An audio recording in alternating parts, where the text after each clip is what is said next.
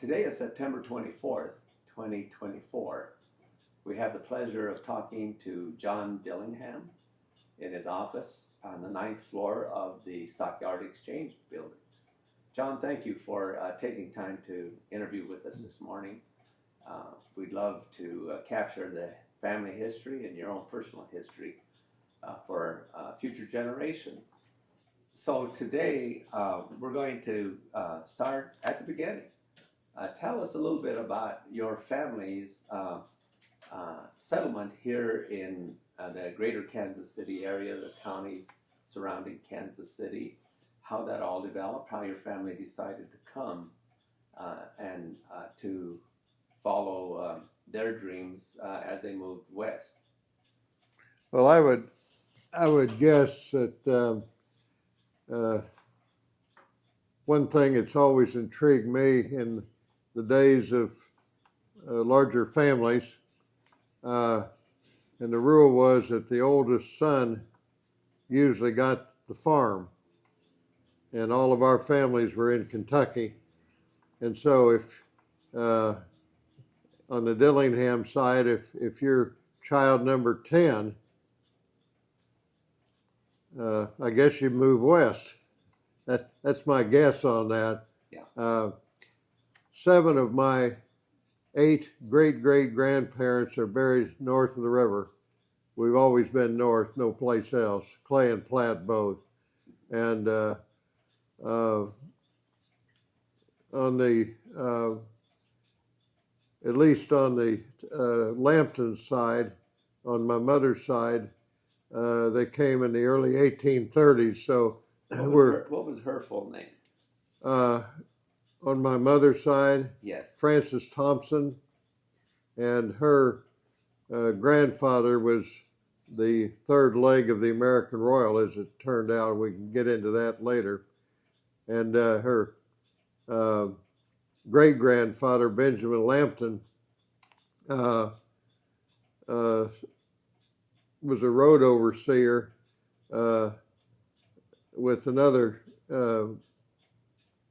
big farm owner, and today that's Cookingham Drive.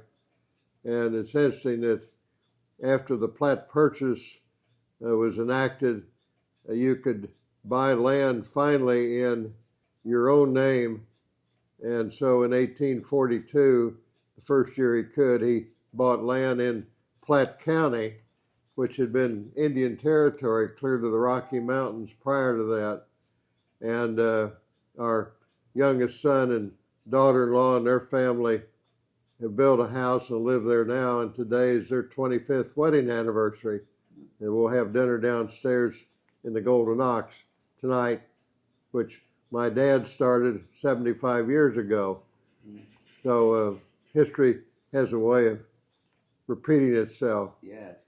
So when did both the Thompsons on your mother's side, any other members of the Thompsons come or migrate to this area? Well, I think so. I have no way to know. It's interesting that Mr. Lambton's one of his sons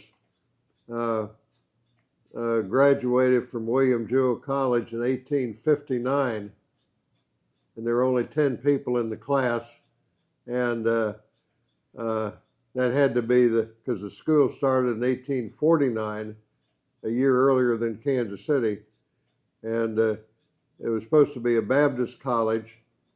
It was supposed to be in Boonville, and Alexander Donovan and others worked hard and landed it in Liberty, Missouri, and got Dr. William Jewell, who was a professor down at Missouri University, to come up here and be president and have his name associated with the college.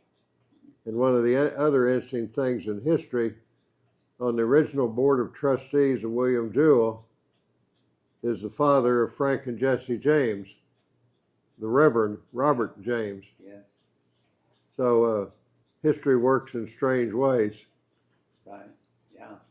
Well, there's certainly a lot of history both in Clay and Platte counties that predates the settlements of Kansas City, Missouri, and Kansas City, Kansas. Yes, very much so. Yeah, but it sounds like the Dillingham family, who also came from Kentucky, as I understand it, settled in the Platte Purchase area. Yes. After the Platte Purchase took place. Now, a lot of folks from who migrated from upper southern states like Virginia, Kentucky, and Tennessee brought enslaved people with them to help them work their farms. Did your family have any involvement with the bringing of enslaved people to Platte County? I have no way to know that. I've often wondered, but most all of them had slaves here, north of the river. We were all Confederate, all of us. And an interesting thing on that, that after the Civil War was over, western Jackson County was Union, including the Stockyards, and eastern Jackson County, Independence, and north of the river were all Confederate. And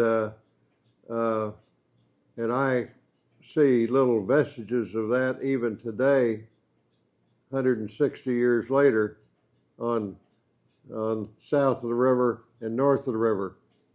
More than half of Kansas City's land area is north of the river, but you never know it. And like we're the city of fountains, and we had our first celebration of Kansas City's City of the Fountains, north of the river, last year for the first time. How long have we been the city of fountains? Yeah. And there are other instances that only I see, but it's interesting. It goes clear back 160 years later, so you wonder how long it'll take the Israelis and Palestinians to work out their problem. If we have these little tiny things here, no one even has a clue, but they're real. Yeah. On the Dillingham side, my great-great-grandfather came to north of Liberty to live with a sister, and I don't know now what she did. She's buried in Fairview Cemetery. I found her in Liberty. And then 4 or 5 years later, he moved to Platte City in 1858. It was right ahead of Bleeding, Kansas, and the Civil War break out, and I don't have a clue why he would move, but he did. And on that, Mr. Lampton, that I mentioned earlier, was in the legislature in 1858 to 1860 from Clay County. Back in those days, which is interesting, and I don't know when this changed, but it was more of a community service, and you served, if you're elected, for 2 years, and then you had to step down. And then somebody else follows you, you can then follow them, but it's not a job. You serve 2 years and then come home. I don't know when that changed, but I can't imagine Bleeding, Kansas was going then, going to Jeff City. You obviously rode a horse or rode a wagon. You didn't have cars or anything. Where'd you stay? Where'd you eat? And the Civil War was real close to breaking out. In fact, as soon as it broke out, and when the Union finally captured Missouri, they kicked out the legislature. So for a while we, I think, had 2 legislatures, so to speak. And another interesting thing, on mother's side, my great-great-great-grandfather, Phineas Skinner, drove 300 hogs, according to history, from Camden Point across the Missouri River what bridge? 1855 to Holton, Kansas, and Holton is the county seat right above Topeka. So 60 miles, drive 300 hogs, drive one hog. I mean, they're their own person. And he did it for the benefit of the Potawatomis. I later have read that there were Potawatomis in northern Platte County. And of course, we did the Indian relocation movement. Imagine that today. But that was okay then. But he took 300 hogs out there to benefit them. He also started a pro-slavery colony and built some buildings and so forth. He would ride to work every morning on a mule or something. And one morning he didn't show up, and they went out looking for him and found him in a creek, drowned, with his mule tied to a bush. Well, did he tie the mule up before he drowned himself? Don't think so. Sounds like foul play. Well, the people that were accused of doing this was Jim Lane's brother. Jim Lane was the first United States Senator from Kansas. He led the abolitionist movement, and his family did. And you talk about the rivalry of MU and KU. It's real. I mean, it's not some fictional thing. It's been going on for 150, 60, 70 years. And I stumbled into this story. A guy called me and who lives on the site of Mr. Skinner's house, and I went up there and found his tombstone, which was 8 feet tall, a beautiful tombstone, horizontal in the middle of a pig lot. Well, I got some folks from St. Joe to come down, erect the cemetery. A lady historian who's now retired, she was good at dowsing areas. Yeah, it sounds like Shirley Kimsey. Kimsey, yeah. Yeah, and anyway, I found 5 or 6 other relatives there, and so the guy that was a retired TWA pilot, he sold the hogs, and we fenced off the now cemetery, and I stumbled into that story. Was it near the airport property? No, it's at Camden Point. It was 6 miles north of Platte City. Gotcha. Okay. So on the way to St. Joe. Mm-hmm. Did you know any of the people who own property where the international airport is today, Kansas City International Airport? Well, Dad probably did, and he played a role in locating the airport there. It was supposed to go west of Liberty along Cookingham Drive, which was 71 bypass, and I grew up at Nashua, which is 169 and 71 bypass. And I should comment that the first paved roads in the Northland, any place, was from our farm at Nashua to Smithville.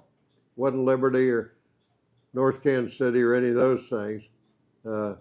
Most of our mother's side of the family owned all the land, so we had the first paved road from where we lived to where we got our mail in Smithville. But the airport was supposed to go east of Nashua. There's a high ground out there that at night you can see the skyline of Kansas City, which no one knows about. And Liberty in those days dictated what happened in Clay County. Well, the rest of the county eventually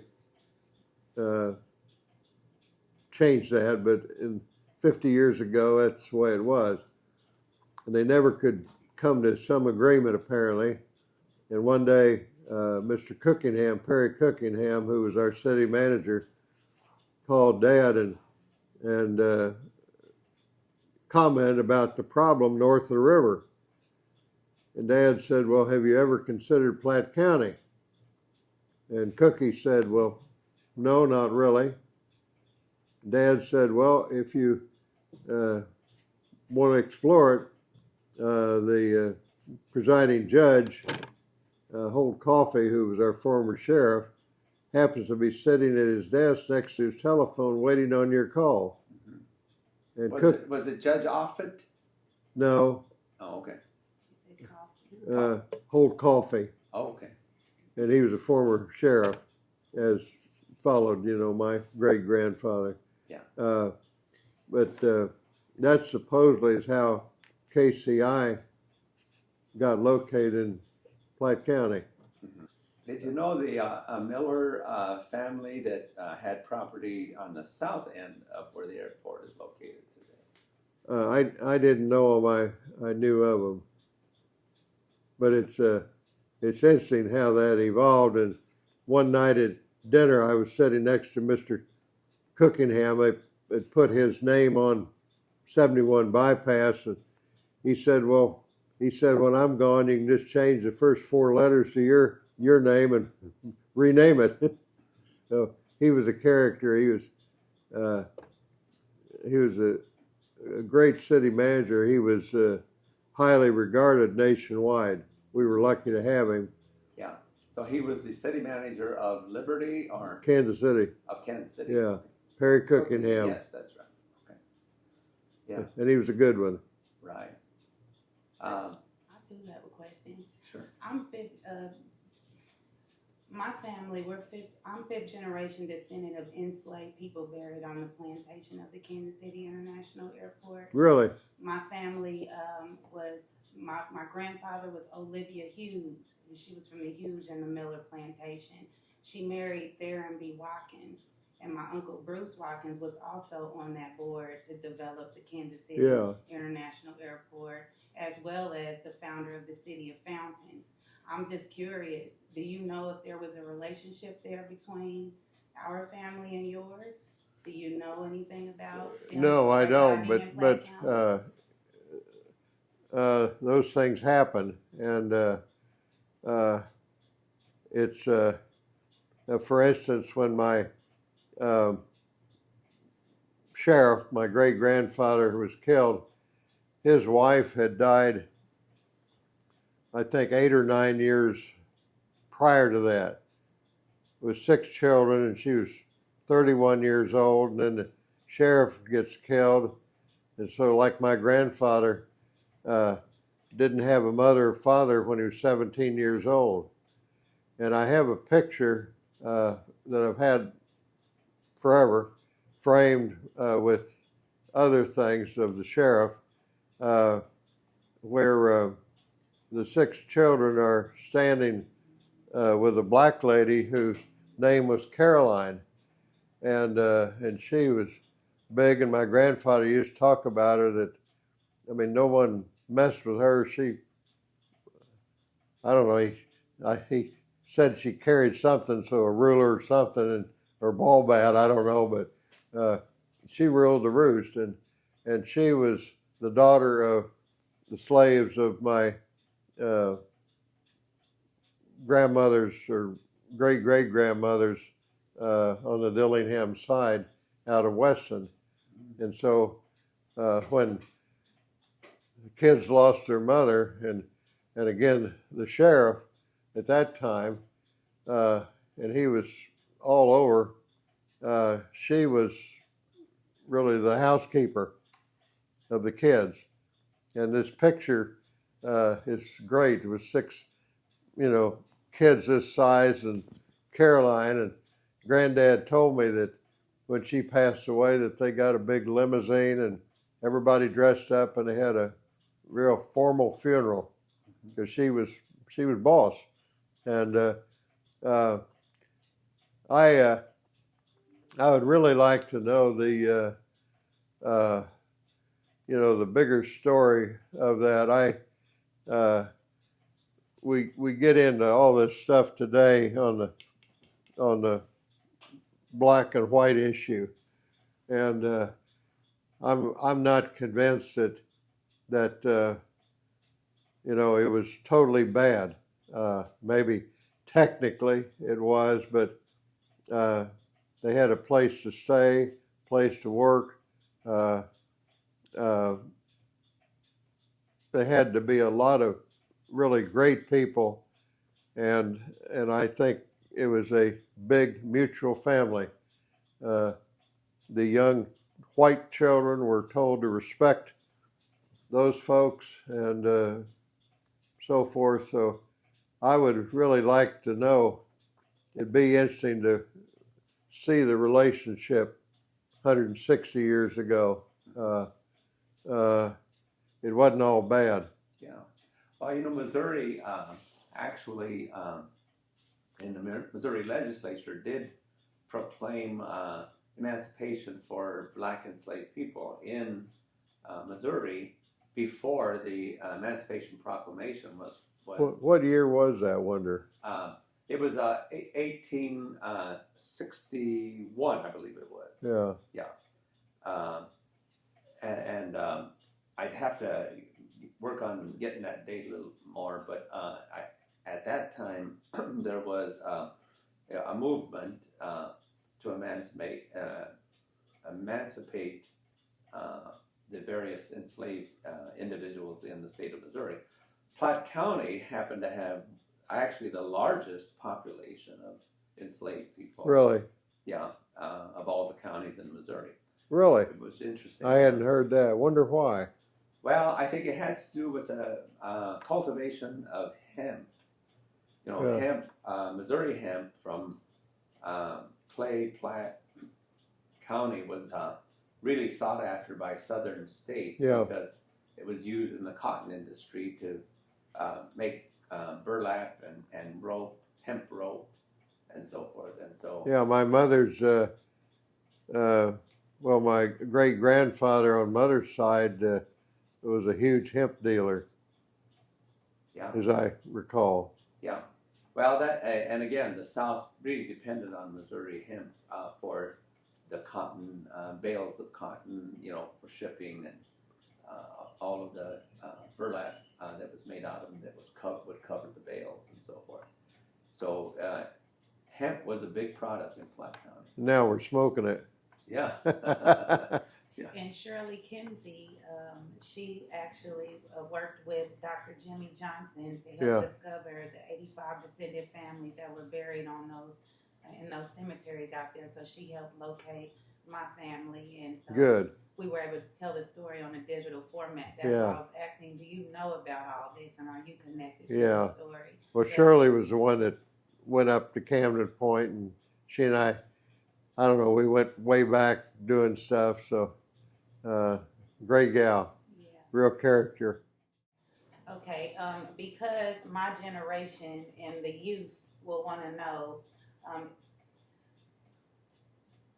how, in your eyes, how were African Americans treated? I think very well. That's what I was leading to a while ago. All the stuff you read about today is political, and I understand that. But they had to be. You might say they had no choice, but it's on both sides.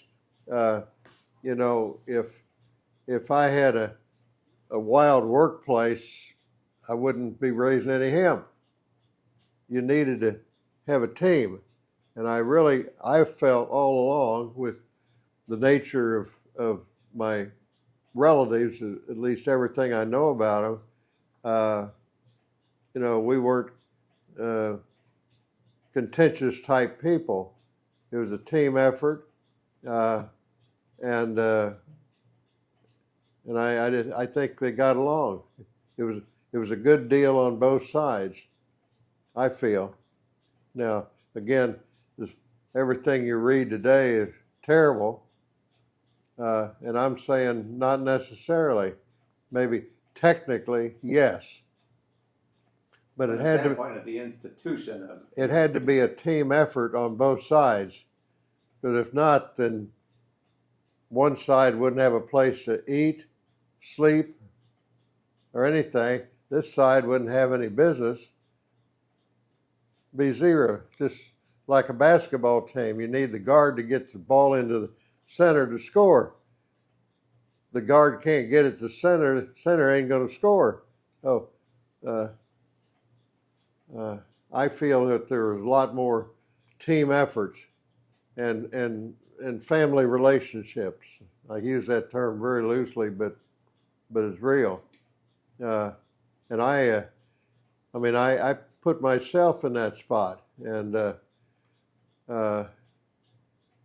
there wouldn't be any war or anything, and I'd be talking to them all the time and getting along. I do got one other question. Sure. And then No, Go ahead. You had, I've been listening to you. You mentioned a sheriff coffee.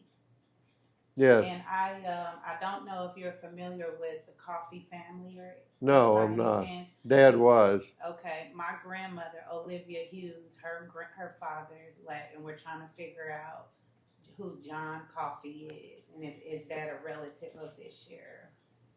Could be. And he's from Platte County. But Platte County wasn't that big in those days, so. Yeah.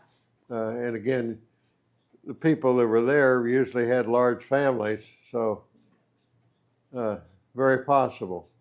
Very possible. Well, John, let's move on to the next era, and that is the development of the cattle industry in this region. I know your family. Well, before we go to that, I do want to go back to 1900 when your great-grandfather, I guess it was shot and killed up in Farley, Missouri. Could you share that story with us? Well, This is on your mother's side of the family. no, Dad. Your dad's side. Yeah, and I'm named for him. And ironically, I had one of my grandsons at our house recently, and I was telling him that story. And I said, they call him Jack, but John Wayne is his name for his two grandfathers. And I told Jack, I said, you're named for me, and I'm named for the sheriff. So we have that common tie. And on this story, the sheriff had been in the cattle business, I guess. I'm not real sure what, and I guess quite a character, but he was shot and killed down in Farley in August 20th, 1900. And I guess fate is intervening. I have no other clue why, but two things happened out of the blue almost simultaneously and yet unrelated. First of all, a antique dealer in Ohio calls, or emails maybe, and says, I have your great-grandfather's pistol and holster and cufflinks and so forth, and a watch. And he had had it for 11 years. Why and how, I don't have no clue.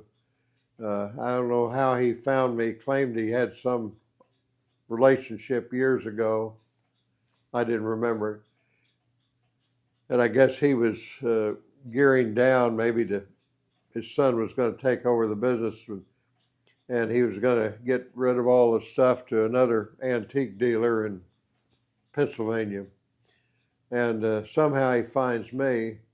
Well, first of all, I thought it was a scam, in today's world. And so I emailed him back and I said, well, that was interesting. I just happened to have lunch today by coincidence with our former police commissioners and police chiefs.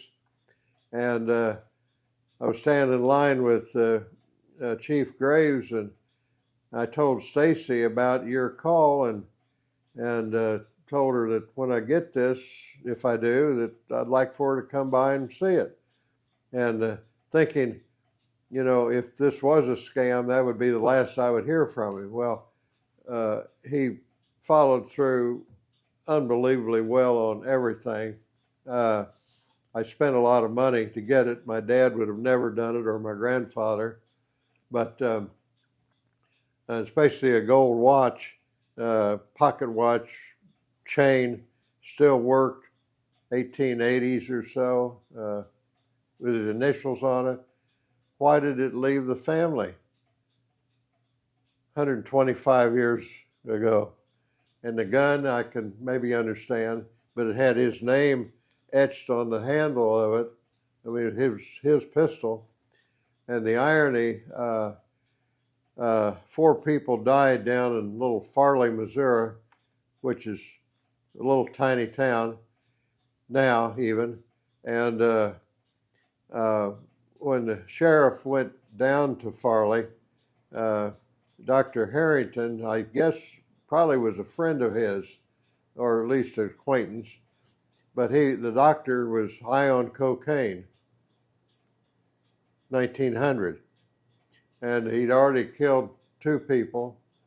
His daughter, who was a little girl, was sitting in the wagon when all this stuff was going on, and anyway, the sheriff goes down there, gets a telegram that these problems are going on in Farley, and so he rides from Platte City, and of course, again, no cars.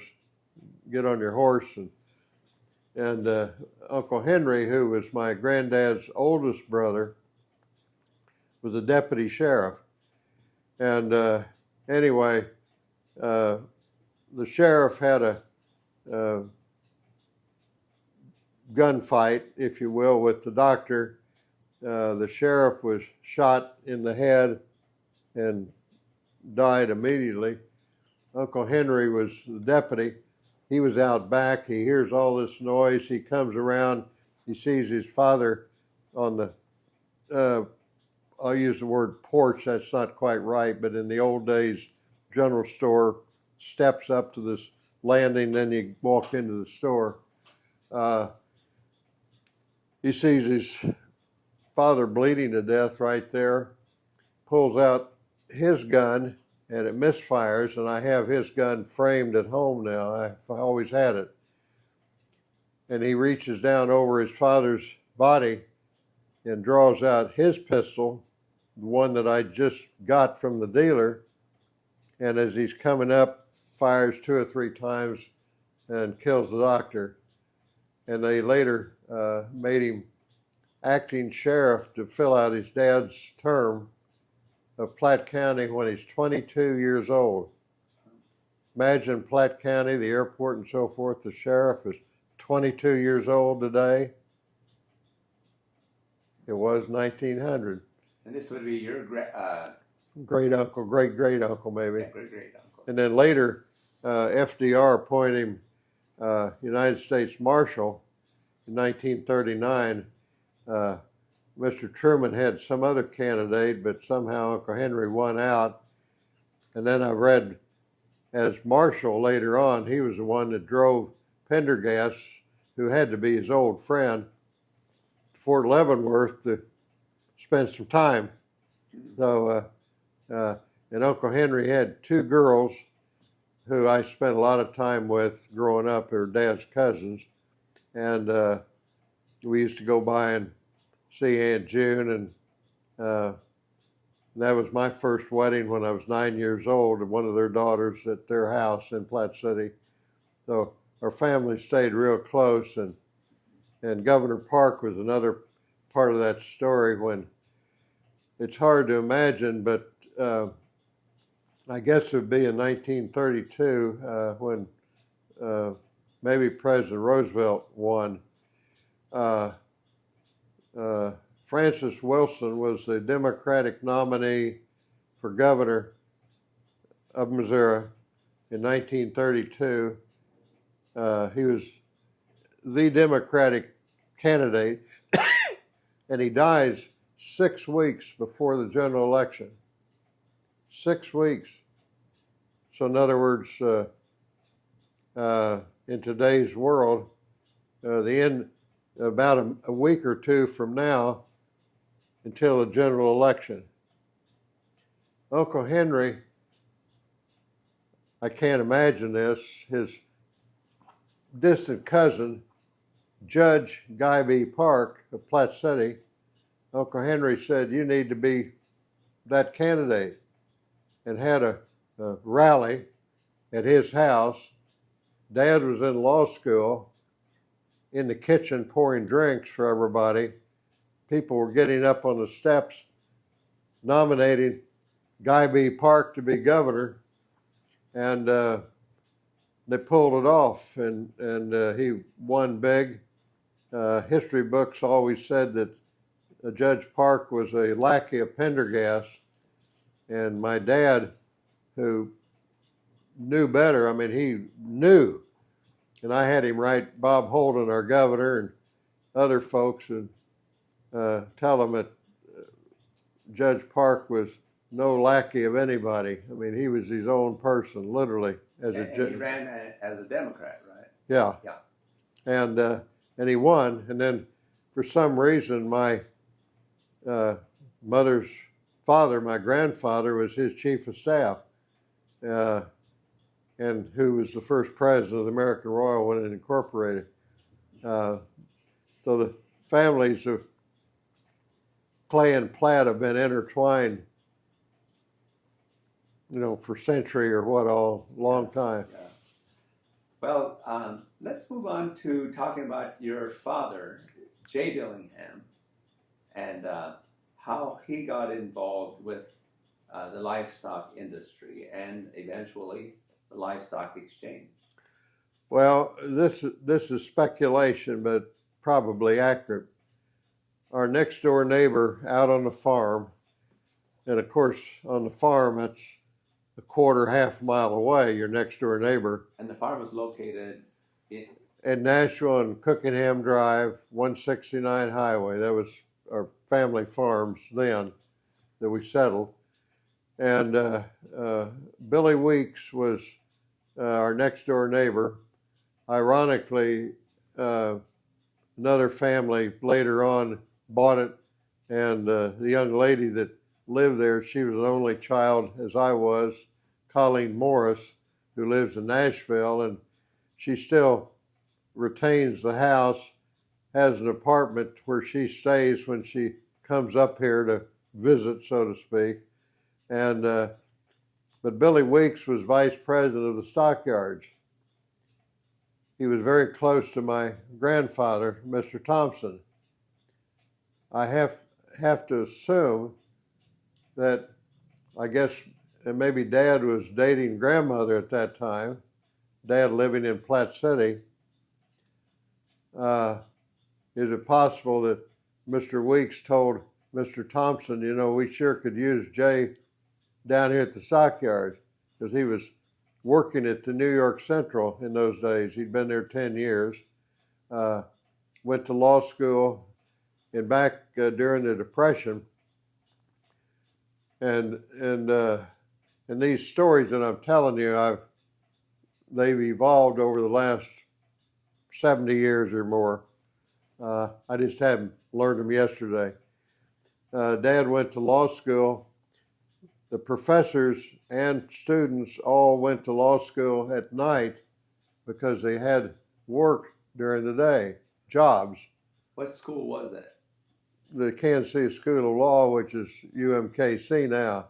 And it was downtown right across from the, it'd be on Wyandotte or right below the public library, I think. Okay. That was original School of Law. And one of his professors was John B. Gage, later mayor, and he and Dad became great friends. In fact, I can picture Dad got him involved with American Royal, and I think he was maybe president at one time. And Dad later told me that he got maybe his worst grade, and he made good grades from Mayor Gage. So one day at American Royal, whatever, we had a meeting at Mrs. Gage's house years later, but a few years back. And as we walked in, I guess there's, as I remember, stairs going downstairs. And I told, and Dad told me too that Mrs. Gage was the one that graded the papers. Who knows? But anyways, I walked in. I said, Ms. Gage, I said, my dad told me that he got his worst grades in law school from your husband, and he also told me that you're the one that graded the papers. And she said, oh no, oh no. And the way she answered that, hell yes. She, oh no, you know. So this is a side story. But Dad, it had to be Henry Weeks, and the thing I didn't know, Colleen told me here, last 2 or 3 months ago, and we grew up together, that Dad used to stay in her apartment when he came down to meet Mom, because this would be in mid-1930s, so I don't know what kind of roads. One story I heard, and I don't know the timing of any of this, that there were dirt roads in Platte County until you got to our farm, and then it was all concrete. So Colleen claimed that he would stay at her apartment now in Billy Weeks's home. What was your mother's maiden name? Thompson. And then her dad was the one that I've told you about, President of American Royal. Mm-hmm. Yeah. I do got 2 questions. What type of animals did you guys have on your farm? And were you guys a part of the Royals parade that they used to have? I heard you say you were a part of the family was part of the Royals. Yes, on all those questions. I grew up, first of all, I was an only child, as Colleen was for her family. And Dad would always tell me that I had to do my chores twice a day, 7 days a week, and then I could do anything else I wanted to do. Well, you've seen my resume, and I found time to do other stuff, but get your chores done first. Anyway, I had chickens and even had geese. I had hogs when I was in FFA. We always had calves around. Dad would have feeders. I later had a purebred Angus herd, and he had a horse that he rode down here. Duke was his name, a big black stallion. And then I had a pony, black and white, smaller pony that I had. So, and I had sheep. If I didn't mention that, if the ewe would maybe have twins, we'd put them down in the basement. And the basement used to be an old cellar in our house because it was built in 1876, and I would put bales of hay down in the basement, and we'd bring the twin in, and I'd have to go down with a bottle and a nipple on it and feed it. And so I was around animals my whole life, dogs and cats and so forth. And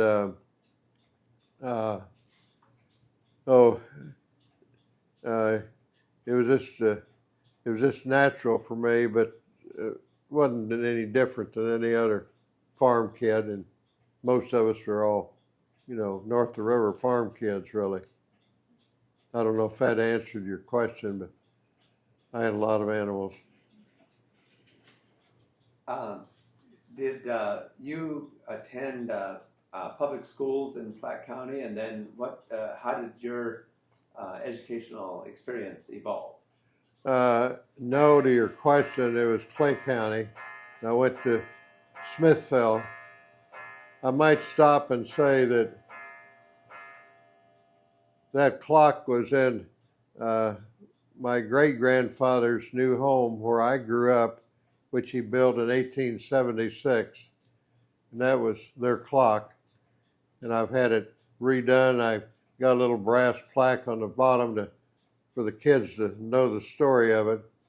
But so roughly 150 years ago, that was their clock on the mantle. Still working. Still working. And anyway, I went to Smithville High School, grade school, 12 years. One of my close friends today, we started the first grade together, so I told him the other day that we've been friends for 80 years now, which doesn't seem possible. We were each other's best men back in those days. He played the drums, I played the piano. We entertained north of the river for all sorts of different church groups and other groups, which I can't even picture doing today. Or on the Jack Boring show when it was a big TV thing. And so, but I went 12 years there, and then I went to Wentworth Military Academy for junior college, which was a great experience. And then to the University of Missouri for 4 years following Wentworth. Ended up getting my master's, did my thesis at the Truman Library, had a 45-minute one-on-one visit with the president, and at the very end, I noticed I'd been there 45 minutes, and I said, I need to get out of here. I said, hell, I'd stay all day, but you got important stuff to do. He said, do you have your orders? I said, yes, sir, I do. And he said, well, where are you going? And I should not have said this, and it's now been recorded, and apparently you can hear it at the Truman Library. But I said, well, Mr. President, thanks to you, I'm going to Korea. And he broke out laughing, noticed I didn't. And he said, once you get settled, drop me a note, tell me what you see. So in a month after I got there, in December of 62, I wrote a 4 or 5 page letter on stationery, and within 2 weeks or so, I had a personal response back from him. I haven't found that letter, but I've got it someplace. But that was Harry Truman, and you know, when you see all the stuff going on today, and I don't mean just today, but recent times, Truman was for real, and he cared about the average person because he was the average person, and he worked awfully hard. He'd been in combat, and it's interesting too that, and I've made suggestion to Liberty Memorial, but they haven't followed it yet. But Truman got into the canteen business when he was down at Fort Sill or Fort Doniphan, Oklahoma. And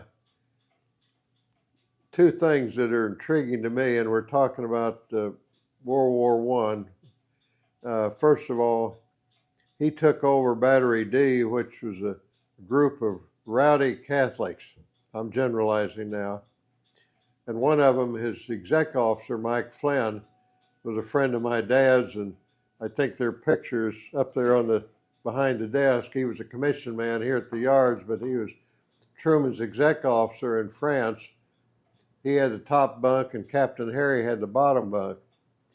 Also, and Truman was a Southern Baptist. We're talking 100 years ago, taking over a bunch of rowdy Catholics. Secondly, he, in the canteen, you know, where you went for pop or whatever you want, he's tied up with Eddie Jacobson. They were in combat together, and later owned the haberdashery right across from Mühlbach, Eddie was a Jew, Truman a Southern Baptist, 100 years ago. They never bring up those stories. That was Truman. And, you know, I hope the country has some Trumans and some Ikes around. And I was on the Truman board for a number of years as well, with John Sherman and other folks. A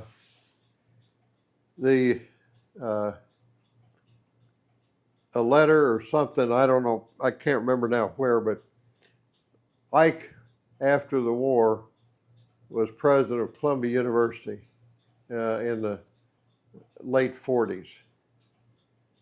And he was extremely popular, and folks were saying, you need to run for president. And the story that I either heard, read, or something, Truman wrote him a note as president to Ike and saying, if you run, I'll step down and be your vice president. Well, if that was true, imagine that today. A Republican and a Democrat together. Well, but the president, imagine Trump saying, I'll step down and be your vice president. No. Truman did that.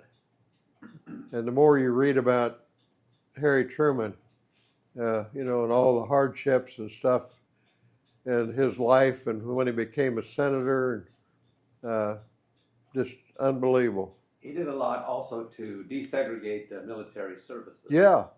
Colin Powell became Secretary of State and so forth because of Harry Truman. Had to. Because Truman integrated the services. So, and yet he was raised and so forth in a, you know, Southern environment in independence. So, remarkable. The more you learn about him, and Ike was the same way, and Senator Darby, who was on Dad's board, they were extremely close. Maybe was the one that persuaded Ike from Abilene to be a Republican, because the senator was the one that built the Eisenhower Library, and he was a great friend of our families. And so after he was gone, I put his name on 635, and we had a celebration there for that. Yeah. Well, going back to your dad with his involvement at here in the Stockyards, tell us how that evolved. And well, he came here in 1937, and the Stockyards was always the landlord of the American Royal, because the American Royal started in the Stockyards, and it's just human nature. Somebody said, you know, my animal's better than yours. And you said, well, no, it's not. Then somebody else said, well, why don't we have a show and have a judge in a uniform, black and white uniform, or a cowboy hat or something, and sell tickets. And so the American Royal started just out of normal human nature. I mean, if it'd been, and I'll throw in another story that you'll never hear any place, and maybe it's not true, but I've always thought that people from Lawrence had to trade here at the Stockyards. And one day in Kansas City during the Great Depression under FDR, was given a grant to build a municipal auditorium. Well, they didn't give you any money, though, to pay for the lights, the heating, the janitors. And somebody, this is all conjecture now, somebody from Lawrence who was trading here at the Stockyards said, well, you know, this guy named Charlie Hogue or something has invented this thing called basketball, you know, and if we'd start something uptown, and when I say uptown, you know, literally right up at the top of the hill. Right by the Barney Alice Plaza. Because the American Royal had 4 breeds. So somebody said, well, if we'd have 4 teams and have a referee as opposed to a judge in a black and white, and then put it in the municipal auditorium and sell tickets, we can raise money then to pay for the lights, the heating, and so forth. Could that have been the way? And there have been more Final Fours played here than any place else. I saw Bill Russell play for San Francisco back in the 50s up there. I don't know, but life works in really strange ways. Yeah. So 4 breeds, 4 teams, half a mile apart. So Jay Dillingham, your father, got involved. Who developed the Stockyard Exchange and built the building that we're sitting in today? Well, the original building was a good football or baseball throw to the south west of here. And the 1903 flood ruined it. Those are my words. As it did the depot, which was just over here, which then this building was built in 1910 in Missouri, and the depot became Union Station in 1914. It hit me recently that these tracks that are right behind us here have to be on the same level as the tracks at Union Station. And yet mentally, you go uphill and then go downhill to the Union Station. But got to be same level roughly. Anyway, Kansas also had a law that every animal that came out of Abilene, and this is another story that he's heard, the Chisholm Trail, and then they got on the Kansas Pacific, which later became part of the Union Pacific. Once they got to Abilene, they had to get on the train and get out of there. They were put in quarantine yards on the other side of that bridge that's now going to become a restaurant on the other side of the Kemper. And then if nothing hatched on tick fever, then they would bring them across into the stockyards. These were Texas cattle being brought up from central Texas, rounded up by vaqueros, and then put on the Chisholm Trail up to Abilene. Is that correct? Yes, and the reason for all that, after the Civil War, there were thousands of Texas cattle. I don't know if there were longhorns or what, but Texas cattle. I learned recently that I'd always heard this story about cattle, moving north out of Texas. I learned recently that an animal in Texas you could buy for $4 an animal, but the markets were Chicago, New York, and Europe for steaks and roasts and whatever. That same animal in Chicago would cost you $40. So $4, 40. As soon as I heard that, I knew what the game was. And the first step after the war was to go across the Mississippi east into Mississippi to go north.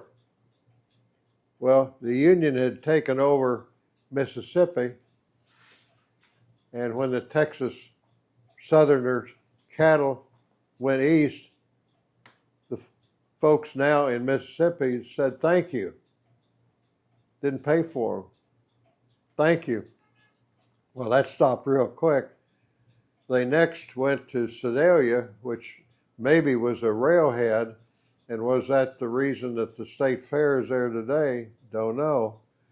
But they brought tick fever with them, and I don't know whether that affects just animals or people or what, but it was so bad that the governor of Missouri put armed horseback guards on the Arkansas, Texas, or Missouri border to keep them out of Missouri. Well, again, $4, $40. They next go to Kansas, and on the side, cattle need water and grass, but so do the buffalo. And the Indians and the cowboys were not necessarily teammates at all. They go to numerous places from Junction City, Salina, Abilene, Fort Hays, and so forth, but it finally ends up Abilene, where Ike was born. Chisholm Trail, 1,000-mile long. The governor of Kansas said, that's fine, but get them on the train and get them out of here. And so they came here, were put in the quarantine yards, and then brought into Missouri. Two things on that.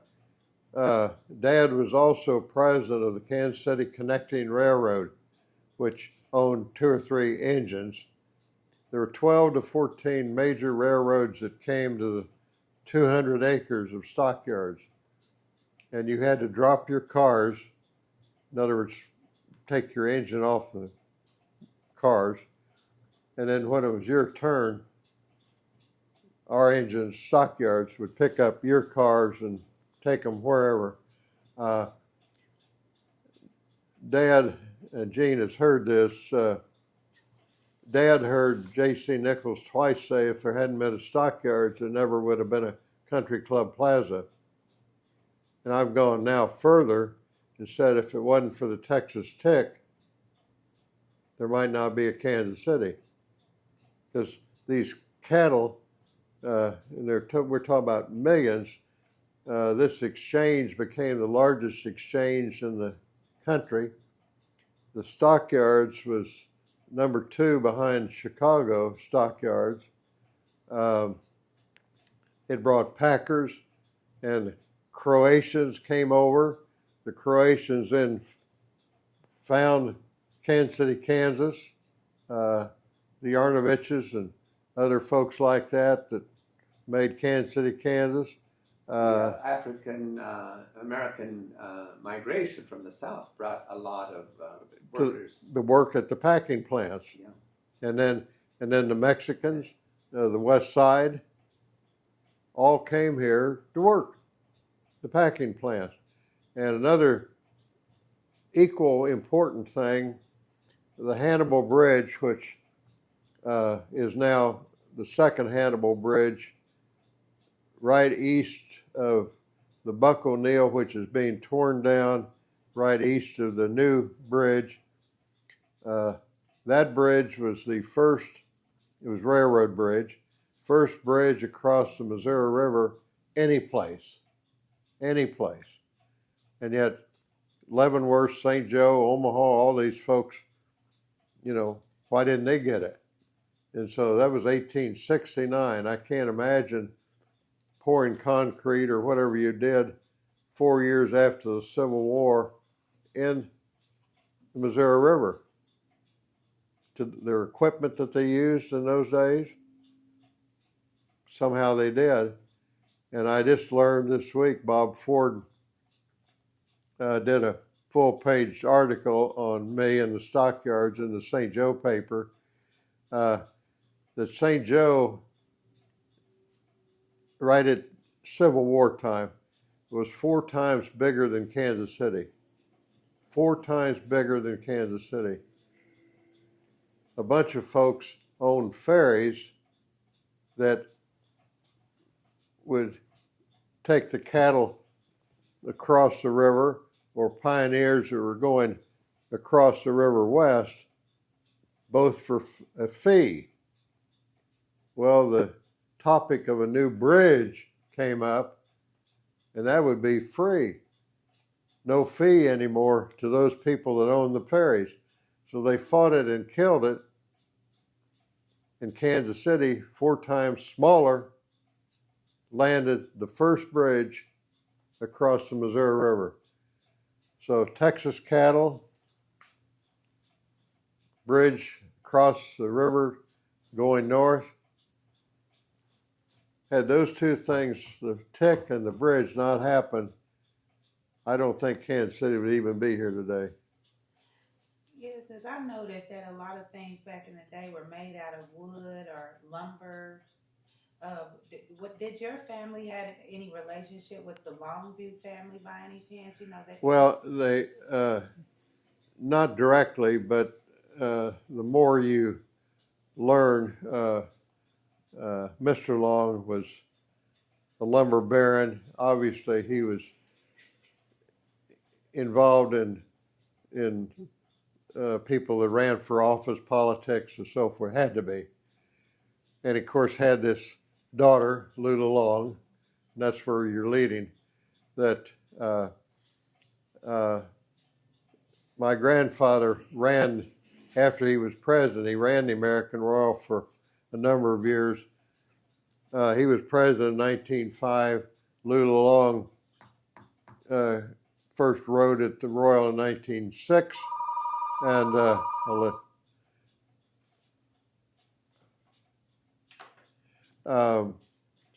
so I just know that they all knew each other. Had to. That's the way the world worked. And my great aunt would talk about that, and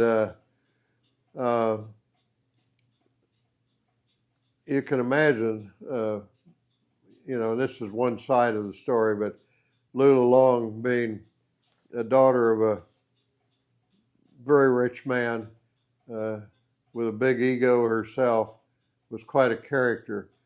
And my great aunt would talk about stories that she would hear from her dad, who was running the American Royal, and Lula Long was there too. She was a piece of work, apparently, but nothing new. It's life. But two of them, that had to be the way it started. I mean, the next year, and I should add, which Gene is aware of, my grandfather's father was in the legislature and was a third breed of the American Royal, the Galloway, in 1901, and he was chairman of the House Ag Committee, and so he and Mr. Long had to know each other probably big time, and then Mr. Thompson's son, my grandfather, became the first president when they incorporated the Royal in 1905, and he brought the horse show down. There'd been a horse show in Kansas City because my other great-grandfather, Dillingham, rode in it, I found, but he brought the horse show down at night under gas lights for the women to be there to dress up, because it was work during the day to show your cattle. So we'd have the entertainment at night, horse show, and that had to be how Lula Long. I know for certain my grandfather, Warren Riley Watkins, was the lead of the Royals parade, and so he was there too. Yeah. Images of that. This is pretty cool how everything connects. So we used to have, you asked earlier about the parade when I was at Wentworth. I was drum major of the band, and it's a real challenge to march in a parade. You're supposed to be prancing, hold your head up, following a herd of horses that are pooping in front of you, and you're not supposed to be looking down, you're supposed to be looking up. Do that sometime. John, you raised a family while you were active in so many different organizations and so forth. Tell us about your own experience and raising your family, getting them involved with the Stockyards, and just how that evolved. Well, I have two boys. Nancy, we lost 3 years ago.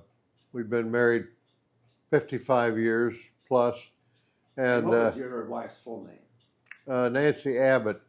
and her father, Bill Abbott, died from a kamikaze attack off the Philippines in World War II, and then she really never knew him that well because she's only 3 or 4, I think. But anyway, a great family, Kansas City, Kansas. She was a big KU Jayhawker, and I went to Missouri, so we never got over that. Nice rivalry. Yeah, it lasted forever. Probably got better. But our 2 boys, both are Eagle Scouts as I was, and it's interesting too that our youngest son, Bill, whose 25th anniversary is now today, we're going to eat downstairs. His 2 boys are not involved in scouting at all because their friends are all in sports and not in scouts, and so that's interesting how that's evolving. But Alan works for the Builders Association. His oldest daughter, Allie, just got married a month or so ago to a West Pointer. He went off, he's been stationed in Anchorage, Alaska. He had a chance to be involved in a mortar platoon of some kind, so he went to Fort Benning, Georgia for that. Allie was here, so she left this Sunday, past Sunday, fly up to Anchorage. They've rented a house off base, and so she's busy as of last night unpacking. And her little sister, Molly, went to St. Louis University, and I should say that Allie, the oldest, went to Nebraska, studied nursing, and she's been a nurse at Children's Mercy Hospital here. Molly, her little sister, graduated from St. Louis University. I think she's cum laude or something, made great grades. And this past summer was an intern for Sam Graves in Washington. She's interested in going to graduate school. Don't know where or any more than that. So, and then Bill's 3 kids are now all in the high school in Platte County now. The irony of that, Bill's oldest son, Lucas, will graduate in 2 years, 2026. And the irony, my dad went to the same school and graduated 100 years exactly before Lucas, whose middle name is Jay, graduates. And life works out in funny ways. Back to one of Gene's earlier comments, Lucas, who is Bill's oldest son, he's 16, driving now, one day said, "Where are the Stockyards?" Well, his middle name is Jay, and that's his great-grandfather, and, you know, our family's been around for a while, and yet Lucas said, "Where are the Stockyards?" Well, that prompted me to sponsor a bronze marker for the Native Sons and Daughters on the northwest edge of the Kemper Arena. It's in the parking lot down there. And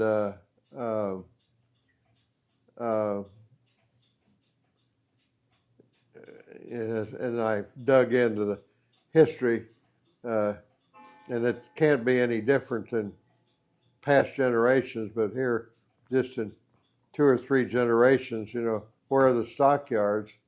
And yet the family's been in it for 100 years before, so, but that's life in America especially. Sure.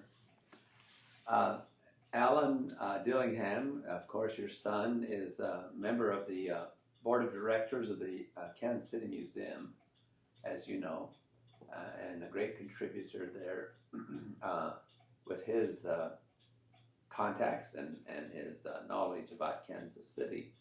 Do you want to say anything about your son, Alan?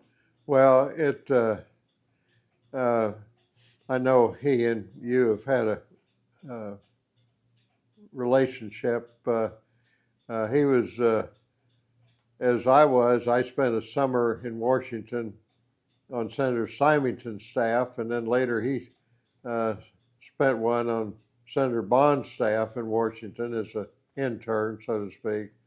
And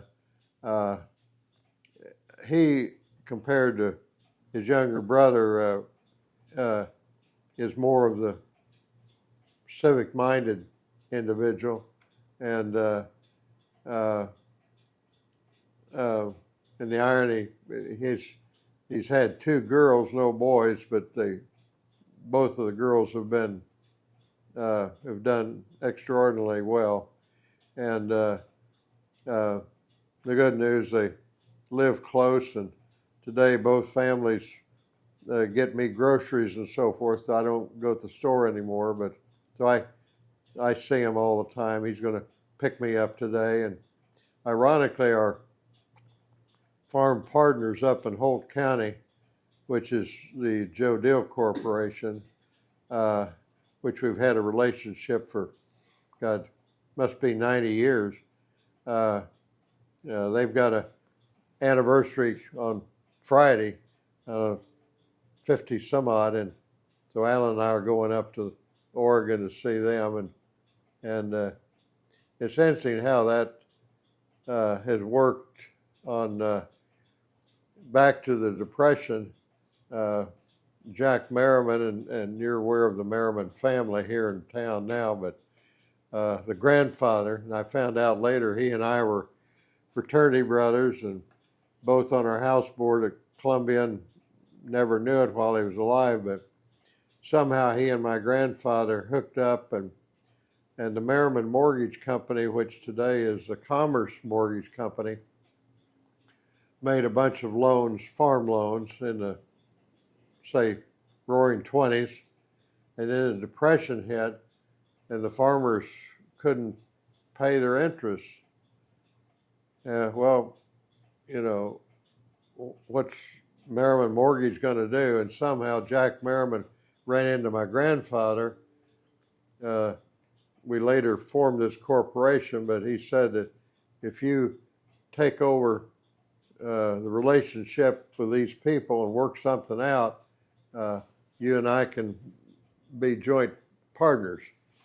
And so that's how that started, and one of the families, we're still together 90 years later, and they do all the work. We own the land. We helped two boys who now have their anniversary. One of their sons, Dad helped get in West Point, who's now a full colonel in Florida, and the other boy had all girls, and Natalie, his oldest daughter, just got promoted to lieutenant colonel, and she was in the top 3% of all of her folks, and so that was a relationship that started literally in the 1930s during the Depression.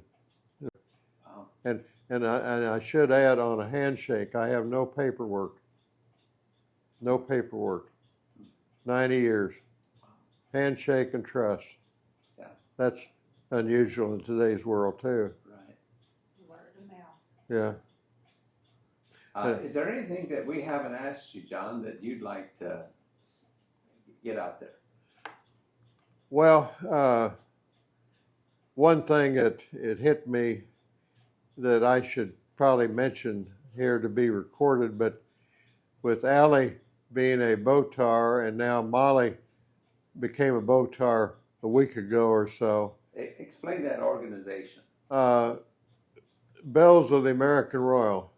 And I found that that deal right over Gene, somehow, I think that one with the American Royal logo on it. I'm an honorary BOTAR, and I don't know what I did to get that. And right next to you, I'm an honorary lifetime board member of the American Royal as well. But with Mother's great mother's grandfather starting breed number 3, the Galloway, at the American Royal. The Herefords were the big boys, then the Shorthorns, and then the Galloway, and then the Angus. Those were the 4 breeds that started the Royal. But with that start, clear through to Allie and Molly, our family has had 6 active, continuous generations involved. How many other things are we all in that even have 2? We have 6 in the American Royal. I just stumbled into that recently and told the folks down at the Royal, I have a fraternity brother that one family were all in my fraternity at Missouri, and 3 generations were all the president of the fraternity. But that's rare today. Our 2 boys are not the same fraternity that I'm in. To have 6 in one organization, I've never heard of that in my life, so I thought I'd add that. The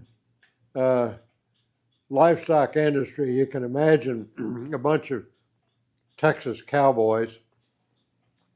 They probably were not politically correct. They probably didn't even, use indoor plumbing. You can imagine the nature of those individuals here in this building. Somehow, as life evolved, it got to the point where your word was your bond, and if you violated that, and this was before cell phones, the word went out that that person's word is no good, don't do business with them. And that whole atmosphere evolved here at the Stockyards. It also evolved in the Livestock National Bank, and there's a picture that is downstairs on the 2nd floor of the Livestock National Bank sign. That bank was one of the most profitable banks in the city. Later, First National and then Bank of America took them over, and then they closed. But bank loans, bank business, again, your word was your bond. And if you violated that, word went out, don't do business with those folks anymore. And they didn't. And you can imagine when it started, the character of the individuals that were here. A bunch of wild animals. And yet, 180-degree evolution. That's always amazed me. And then I forgot to add, in the original building back here, there was a row of red brick or granite stones or something right down the middle of the lobby. And that was the state line. And if you broke the law in Kansas, you could literally step over the line, they couldn't arrest you. But this was a true bi-state business, which intrigues me because you hear the stories about the Chiefs and the new stadiums and so forth. If they did what the Stockyards did and put a new stadium on the state line to get both states involved, be a huge home run, but no one thinks about that. Dad is the only guy to be president of the Kansas City, Missouri and Kansas City, Kansas chambers. Senator Darby was on the board, Crosby Kemper, and Dad finally, and Crosby Jr. got to be good friends, and Kemper Arena is there now because that was on Stockyard's property. So it's the 2 states. I grew up in an atmosphere where it was this common nature, and yet Nancy and I were MU and KU, totally apart. So I've lived in both worlds, so to speak. But and Nancy used to say that the arch belonged here, you know, as the gateway to the West, not St. Louis. That's another story. Yeah, I agree with that. Yeah. John, how would you like to be remembered? Well, first of all, would you like to be remembered? I don't care. You know, I like and enjoy history. I've often wondered why I do. I always have. Why? I don't know. I should add, Mr. Lampton, my great-great-grandfather on mother's side, his first cousin, Jane Lampton, was the mother of Mark Twain. Now that's pretty close. And I've told our daughter-in-laws, you know, I spend a lot of time now on ancestry and entering hints on family tree. I've got close to 400,000 names now on my tree, one finger at a time. I thought I could do that 7 years ago, and I'm 3/16 almost done. I got another 13 to go. Anyway, I see all these different vocations or traits. So to the girls and the kids, I said, why don't you expose them to different things? Because all these different things are in their genes.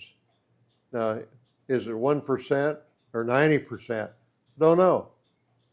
But you'll know immediately. Expose them to this and that. It won't take rocket science to figure out which genes are there.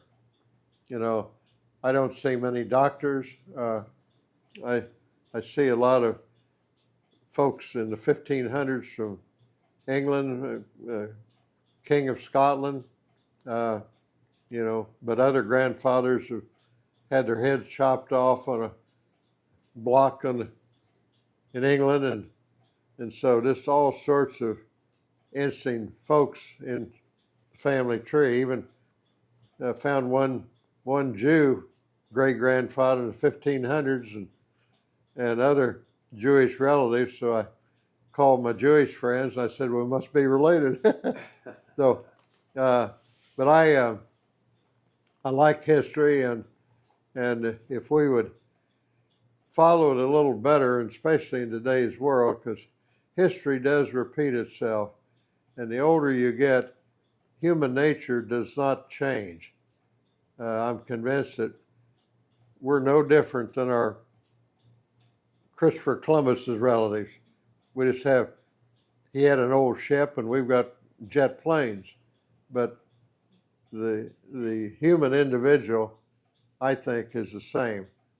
And so if you study what happened in past years, you know, and there's a good way, a right way to do things, and a wrong way, and you don't have to repeat it. Truman used to talk about that. If you don't study history, you're bound to repeat it. So, and I guess one last thing, in scouting, you're supposed to do a good turn daily. It's interesting that if you do a good turn, whatever that is, as opposed to a bad turn daily,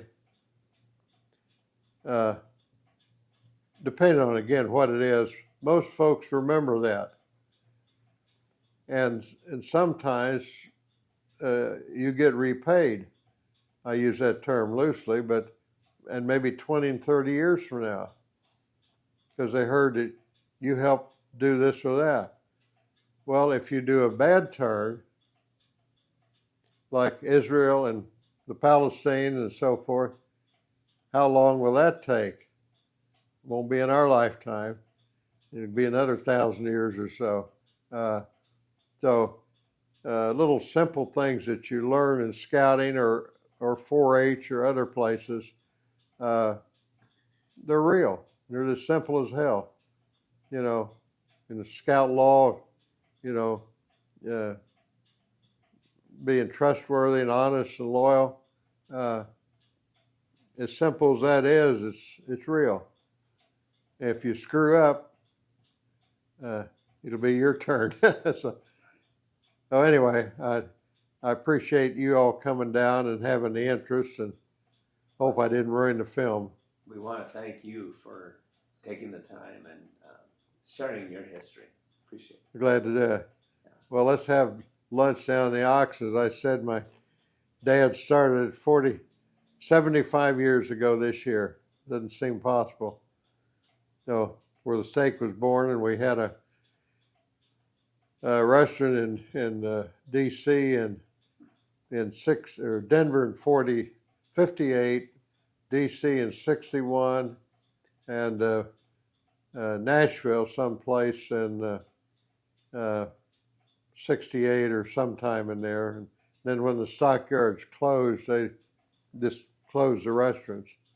But and are all the others named the Golden Ox as well? they were, and they just closed them and went away. Yeah. Andy Reid, when he was our coach at Missouri, used to eat in our back room. I think that's why Travis had his birthday dinner down here, but we'll never know. Yeah. Does your enterprise mostly work with investments, or are you involved some way with the cattle industry? Neither one. The Joe Dill Corporation is our land up in Holt County in Oregon, where we have this one family now that's been with us. The other, and that was Dad's father's side of the family.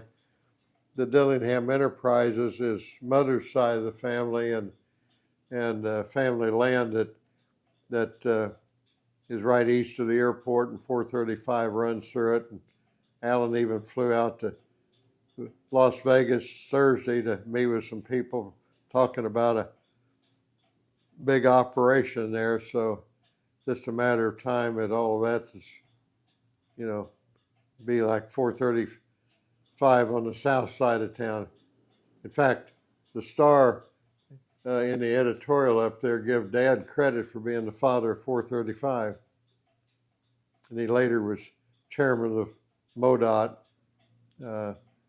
And before that, Governor Dalton had him on the State Water Resources Board.